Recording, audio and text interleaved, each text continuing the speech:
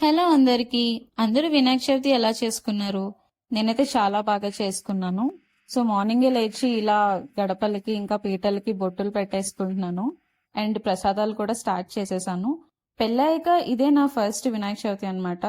So కొంచెం tension ఉండింది, ఎలా చేస్తానా ఏంటా అనేది. ఎందుకంటే నేను ఫస్ట్ టైం నా చేతుల మీదుగా ఒక పూజ కూడా చేయడం. సో అందుకని కొంచెం టెన్షన్. బట్ అన్ని కూడా బాగా జరిగాయి. నాకైతే చాలా సాటిస్ఫైడ్ అనిపించింది. చిన్న డెకరేషన్ కూడా ప్లాన్ చేసుకున్నాను. యాక్చువల్గా నేను అనుకుంది ఒకటి, అయింది ఇంకొకటి. నాకు కావాల్సిన ఐటమ్స్ నాకు దగ్గరలో దొరకలేదు. సో ఉన్న వాటితోనే నాకు వచ్చినంత వరకు నేను డెకరేషన్ చేసుకున్నాను. నాకైతే బాగానే అనిపించింది.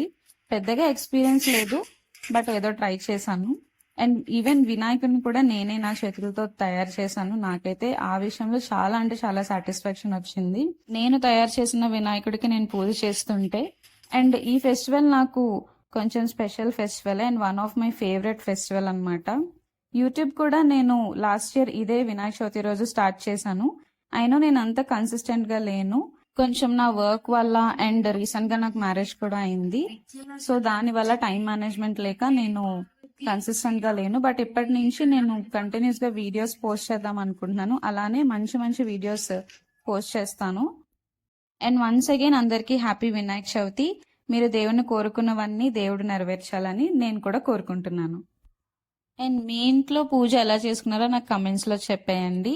అండ్ నా వీడియో కనుక మీకు నచ్చినట్టయితే please like, share and subscribe to my channel.